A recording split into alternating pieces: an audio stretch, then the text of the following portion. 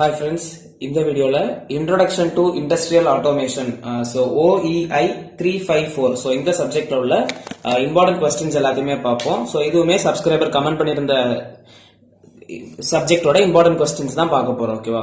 so first unit பொறுத்த வரைக்கும் SCADA ரொம்ப important, then architecture of industrial automation systems.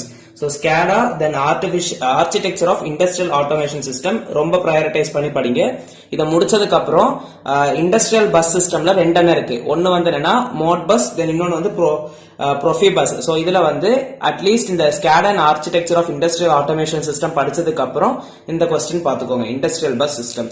Then second யூனிட்ல power base பண்ணி power MOSFET and IGBT, then power electronic devices diac triac, இது ரெண்டுமே கம்பல்சரியா படிச்சிருக்கணும்.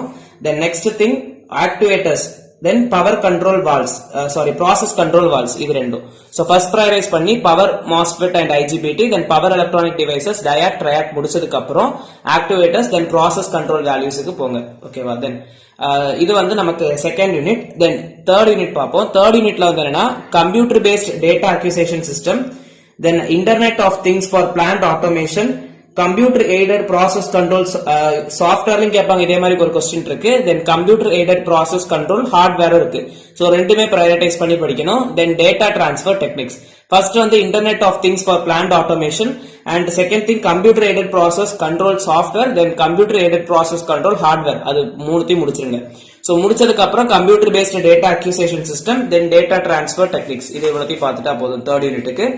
தென் ஃபோர்த் யூனிட்ல இம்பார்ட்டன்ட் டாபிக்ஸ் பார்க்கும்போது PLC ப்ரோக்ராமிங்னா என்ன, then ladder diagram, sequential flow chart, PLC selection and installations.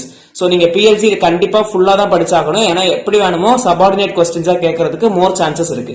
then second thing application of PLC to process control industries. So இது ரெண்டு தான் இதுல வந்து இது ஃபுல்லாத்தையுமே படிச்சிருக்கணும்.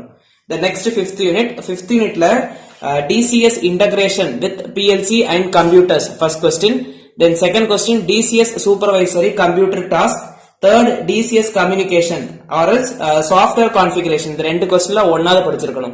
But DCS integration with PLC and computers, DCS supervisory computer task ரொம்ப important.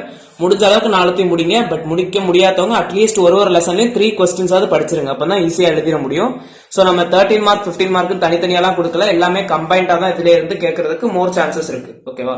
So இந்த video பிடிச்சிருச்சுன்னா like பண்ணுங்க, ஃப்ரெண்ட்ஸுக்கும் ஷேர் பண்ணுங்க, கண்டிப்பா யூஸ்ஃபுல்லா இருக்கும். சப்ஸ்கிரைப் பண்ணிக்கோங்க. தேங்க்யூ.